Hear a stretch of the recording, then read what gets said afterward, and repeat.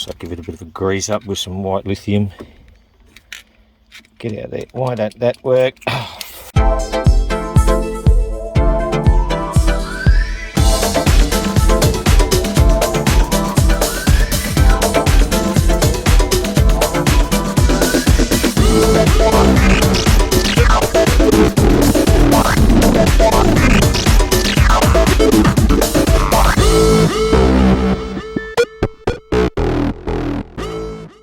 Hi guys, welcome back to TJM. We're up at our Central Coast garage. We're only here for a day, 2 nights, so we haven't got a lot of time, but we're up here to work on the 400 bucker S-type that I've saved from the wreckers. I brought the beautiful XJR up. I can't tell you how much I'm loving this motor car. She's just absolutely beyond my expectations of what I thought I was going to get, and she's just performing beautifully, touch wood, and she's just a gorgeous beast. I'm falling in love with it bit by bit, or more and more all the time. But we're here today to do some more work on this old girl. What I want to tackle with first is that gear lever stuck in park, so we'll rip that apart first, and then we might just tidy up the headlining. I'm not going to replace it. I can replace it, but it's a fair bit of work and a bit of money involved in doing it. I don't want to pay someone to do it because I want to keep this thing as cost as low as possible. So we're going to tidy it up first just to make it look a little bit more cleaner inside. After all that, just give it a general detail. I want to tackle that bit of rust before it gets any worse. Looks like a real bad mud trap down there. For you S-type owners, you should keep an eye on that. Yuck. And I really want to get these polished, but it's quite time consuming doing those. I don't know if I'll get them done this weekend. So we've removed the centre console. That's pretty easy to remove. It just lifts up and there's just clips, there's no screws, and just have to unplug the wireage for the sports mode and I think the anti-skid. Unplug them and unplug the cigarette lighter. And it's actually pretty clean under there considering it's about 23 years, but someone had it off before me and they didn't do a really good job of trying to get it off. They've broken some of the brackets, but it sits into place nicely, so I don't think that's going to cause too many issues. I might just arrow dot a couple of them up. Now, trying to work out why this thing gets locked into park, and obviously you're meant to put on the brake when it's on, ignition on, and that should power up this little micro switch there. And that little micro switch is meant to open this little solenoid here. That's what I'm guessing. And this solenoid's not opening. And see, I don't know if you can see there's a little plastic button just there. That should come in when the brake's pushed on, and that's in park. And that should open it up. See, it's locked. So what happens is when you put on the brake, it's meant to suck this solenoid in, and it's locked when that's not the brake. And you put on the brake and it's meant to pull that solenoid up, and then it's meant to come out of park, but it's not doing that. So it's either this, or it might be that little, I don't know what that little micro switch is for, because I don't think you'd need that. Anyway, that might be the thing that puts it in. I don't know. Anyway, we'll work it out. It's also not going into gear all that well. You've got to push it over to the number left-hand side of the J-gate to make it go into gear. So I'm guessing that we might be able to just tighten up this transmission cable. I'm only going to give it a couple of little turns and see if that fixes that problem.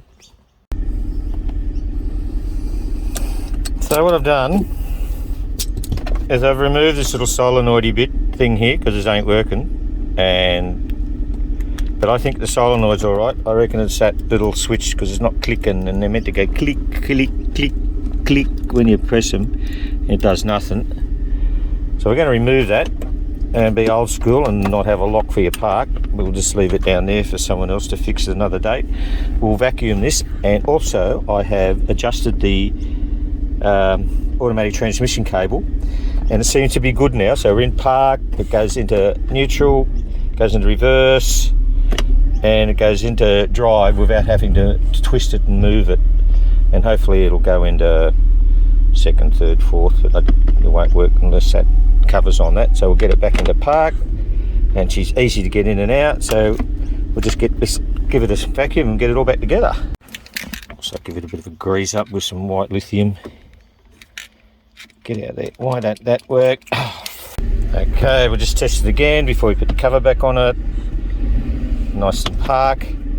Yep, nice and reverse. Neutrale. Fourth. And the gears forward too. Perfect. Okay, all back together. I'm really pleased we did that little job because that was annoying me. And now it's working pretty well, all pretty good, except for the fact that you don't have to put your foot on the brake to take it out of park. That'll be all right. It's a Jag. I also want to find out why we've got a miss on the left bank. I'm pretty sure I might know what that is, but we'll just do some more tests on that to see if we can diagnose the issue. Well, we worked out why it's puffing a bit on the left bank, and it's a variable valve timing solenoid. Generally they just get clogged up and they can be rectified by just giving them a clean, but you do have to take off the tapper cover, which we can do. But fortunately it is on the left bank, not the right bank, and so we don't have to take off that manifold. Well, first of all, I'm just going to vacuum all this old foam that's just deteriorated off, get it so it's nice and clean.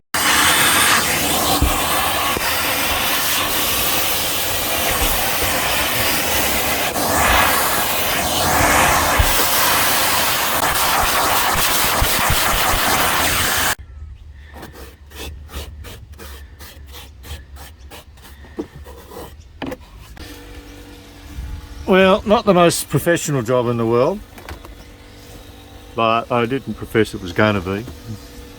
It's looking 10 times tidier than it did before. So that'll do it for a year or two, I guess.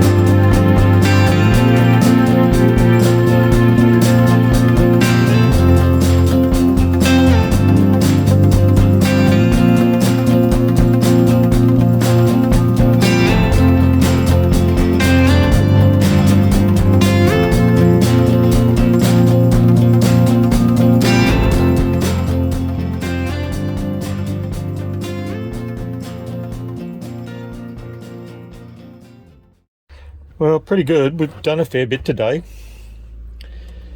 We've got it all detailed up and tidy. We've got those lights clean. Pretty nice in the cabin once it's all nice and cleaned and vacuumed now. It feels so much more special. These things are amazing, really. For a 1999 car, the features that it has, I mean, you can't compare it to my XJR, but she's got some really nifty things on this car. Unfortunately, we haven't got the code yet, and I don't want to pay 20 quid for a bloody... to get the code. You think you get it off the interweb for nothing somewhere. You know, all these little gadget boxes, put stuff in there. Coin tray. It's pretty cool and it works. Little ashtray there. But normally a lot of these things break by this stage because they're really weak plastics. It has the lovely wood grain steering wheel. It's a little bit faded. I guess this maple's just lightened up over the years, but still pretty in good condition. And the climate control works. This is pretty nifty too, even back in 1999. Press external there, and it gives you the outside temperature as well on this thing.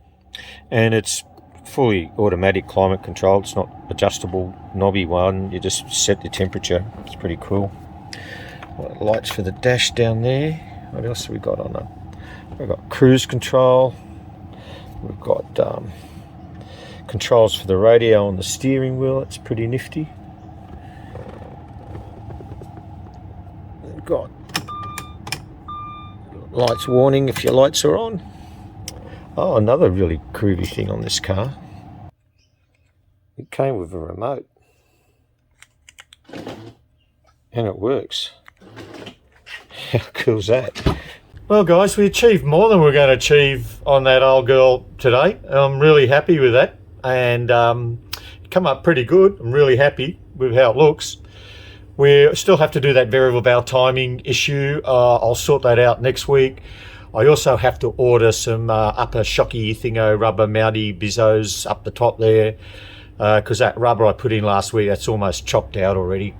And those top mounts, they aren't cheap. I'm telling you, they're really expensive. You can get them over the States for about 30 bucks, but here they're about 250. But I can't wait to order them from overseas. It's just going to take too long. So that'll do it for this week. If you like the video, just give it a thumbs up, and don't forget to tell your mates. And if you haven't subscribed, please subscribe. That helps my channel, and we'll catch you next week. See you guys.